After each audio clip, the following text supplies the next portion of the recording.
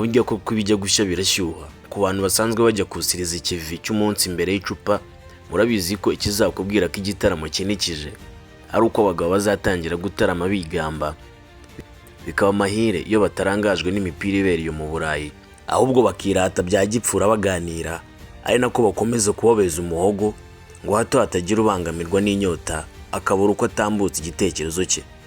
Benshi bazakubwira ko umuntu watangiye kwizihirwa uzamubwirwa n'ubujyanja bwa ntabwo, akarangwa no kuvuga menshi ari nakarimo ukuri, rimwe na rimwe kuba kutarigeze kugarukwaho na mbere. Uzajya kumva wumve yiganje inka yakoye ko zitapfuye ubusa kuko zamohesheje umugore bubakanye urugo rugakomera. Muri ako kanya kandi haba hari abandi bari kwiyamira birata uko bageze ku ifaranga, mu gihe bigeze kwegura intwaro bakarwana nabo baba bari kubivuga ukuntu banesheje umwanzi.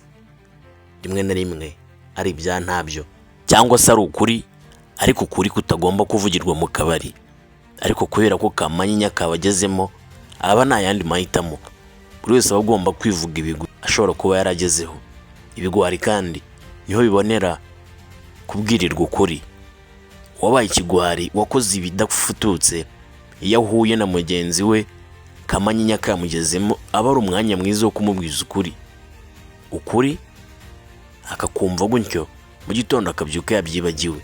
Yaba aruzirikana akaza kubyuka akitekerezaho. Amahirwe menshi yo kwitekerezaho ariko aba ari make. Abamaze igihe ku icupa kandi bazanakubwira ko ryagize uruhare rufatika mu kubateza imbere, bashingiye ku buryo bimwe mu bitekerezo byabagejeje ku iterambere babivomye mu kabare bari mu biganiro na bagenzi babo. Hari n'abadatinya kukubwira ko ariho bajya gushakira amakuru agezweho yavamo ibitekerezo by'inyamibwa, mu gihe abandi babifite baganiye akabari kugira ngo babisangize bagenzi babo, kugira ngo babikarishye ku buryo umuntu ahava azi icyo gukora.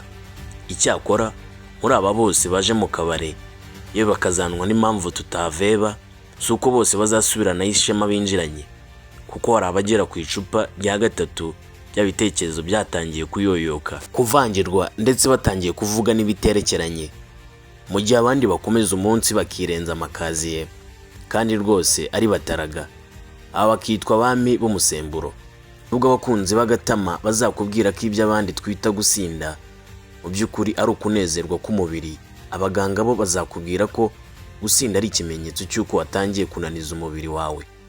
Uwa rukoro, ikinyabutabire kiba mu nzoga irengeje ubushobozi bwawo, bityo rero ubwonko bugatakaza ubushobozi bwo kwikoresha no kwigenzura. Buri wese mu mvugo y'abanywi kabuhariwe agira uburyo anezerwamo. Hari abazavuga amagambo menshi kandi bari basanzwe badakunda kuvuga, mu gihe abandi bazaruca bakarumira ku buryo ushobora kwibaza impamvu atari kuvuga, bitewe n'uko agacupa kamugezemo alukoro yatangiye kuba nyinshi, agatangira kujunjama, ndetse ku buryo ushobora no kubibazaho bikakurenga.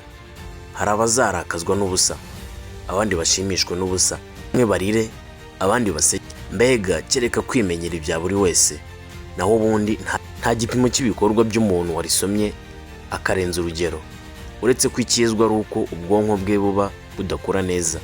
Ubusanzwe inzoga ziba zifite ikigero cya alukoro irimo ari nayo igusindisha. Buri uko wiranguje icupa 20% bya alukoro yayo biva mu gifu bikomereza mu maraso mu minota iri hagati y'5 n'10, ikaba yatangiye gukora impinduka mu mubiri kuko iba yamaze kugera mu bwonko. Kwa kundi zitangira kunyoha ugatangira kugereka amacupa ku yandi, buryo buri kunaniza umwijima ukaba ufite inshingano zirenga 500 mu mubiri wawe, zirimo kuyungurura uburozi buwinjiramo ndetse na alukoro ishobora kukugiraho ingaruka. Abazi iby'icupa cyane bazakubwira ko ari byiza kunywa witonze udahubuka kugira ngo wirinde gusinda vuba, kandi ibi ni byo kuko bitwara igihe kinini kugira ngo umwijima utunganya alukoro iri kwinjira mu mubiri, ndetse n'impyiko ziyungurura amaraso zivanamo alukoro isohoka mu nkari. Ikibazo nuko ibyo bikorwa byo mubiri bitinda cyane, buryo umuntu uri ku icupa atabona umwanya wo gutegereza ayo masaha yose, ari nabyo bizavamo kunaniza umubiri no gusinda. Ubundi itandukaniro ry'abasha inzoga n'abaganzwa nazo rishingiye ku ki?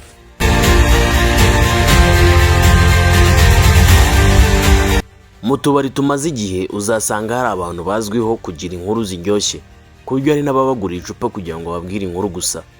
Haba kandi harimo abami b'umusemburo bamwe bashobora kumara amasaha menshi banywa inzoga nyinshi ariko ukabona hari ukuntu bagikomeye, nyamara abo batangiye gusinda rimwe na rimwe batananyoye nyinshi kubarusha. Kimwe mu bitangazamakuru bikomeye hano mu Rwanda, Igihe, cyifuje kumenya impamvu umuntu umwe ashobora gusinda vuba mu gihe undi bari kunywa inzoga zingana mu mubare n'ingano ya alcohol ashobora kumara igihe kinini adasinda. Inzobere mu bijyanye no gupima ibipimo byo muri laboratwari yavuze ko bishobora guterwa n'uburyo umubiri w'umuntu ushobora kuba umaze kumenyera inzoga. Yagize ati kugira ngo umuntu agere ku rwego rwo guhindura imyitwarire mu gihe yanyoye inzoga bishobora guterwa bwa mbere n'ingano ya alcohol iri mu maraso ye. Icya kabiri, hakaba uburyo umubiri w'umuntu umaze kumenyera alcohol no kumenya uko uyitwaraho.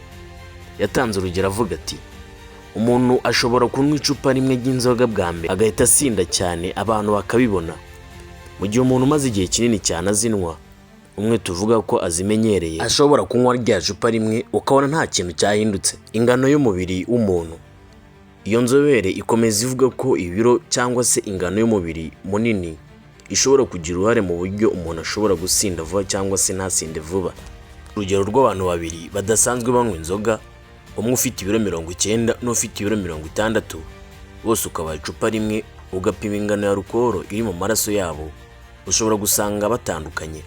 Ntabwo bivuze ko batanyoye alcohol ku kigero kingana, ahubwo bivuze ko bitewe n'ukuntu bangana umubiri wabo wayiciye intege ku buryo butandukanye. Kugira ngo byumvikane neza, fata itasi ijyamo mililitiro 500 y'icyayi, ufate n'itasi ijyamo mililitiro 100, zombi ushyiremo akayiko kamwe k'isukari. Umaze kugashyiramo ushobora kunywa itasi ya mililitiro 100 ukumva harimo isukari yumvikana, ariko wanwa kuri ya mililitiro 500 kumva ni nkaho nta sukari washyizemo. Uretse izi mpamvu z'ingenzi zishobora gutuma abantu babiri banyoye inzoga badasinda ku kigero kingana, hari izindi zirimo kuba umuntu wanyoye inzoga atariye asinda vuba kuko iyo zigeze mu gifu kirimo ubusa zihita zihuta cyane mu rura ruto, aribwo zitangira gucengera mu maraso, ariko iyo umuntu yariye zitinda mu gifu, alcohol igacika intege mbere y'uko igera mu maraso. Umuntu wariye kandi aba asanganwe ingufu zishobora gutuma atinda gusinda. Ibindi ni uko umuntu utanywa amazi ahagije, kuba yanyoye inzoga arwaye, kuba ari umugore, cyane ko ubushakashatsi bugaragaza ko imiterere y'abagore ituma bashobora gusinda vuba kurusha abagabo mu gihe banyoye alcohol zingana, ndetse no kuba umuntu afite imyaka mike. Inzobere yaganiriye n'ikinyamakuru Igihe yavuze ko igipimo fatizo cya alcohol ishobora gutuma umuntu atasinda ari garama 0.5 cyangwa 0.5 ku ijana muri mililitiro 100 z'amaraso. Bivuze ko iyo umuntu arengeje icyo gipimo aba ashobora gusinda byoroshye cyangwa ntasinde bitewe n'imiterere y'umubiri we, ingano ya alcohol yanyoye, igitsina cye, imyaka ye, ibiro bye n'ibindi. Muri rusange, kunywa inzoga ubwabyo ntabwo ari bibi ku mubiri w'umuntu, kuko umubiri ukenera alcohol, nubwo ukenera alcohol nke cyane kurusha iri mu nzoga. Icyakora mu gihe ugiye kunywa inzoga ni ngombwa kumenya ubuziranenge bwayo, ukanamenya inzoga udakwiye kurenza bitewe n'imiterere y'umubiri wawe. Ku muntu udasanzwe uzinwa ashobora kubaho ubuzima bwawe. Ku muntu udasanzwe uzinwa ushobora kubaho ubuzima bwawe bwose utazikeneye ku buryo udakwiye kumva ko wacikanwe. Ngo ushamaduke utangire uzinwe. Ni byiza kubitekerezaho mbere yo kubyishoramo kuko kenshi ingaruka zabyo zikunze kuruta ibyiza byazo. Jya gutegura kino kiganiro nkanakikugezaho ndi Kwizera Elize, nawe utaha.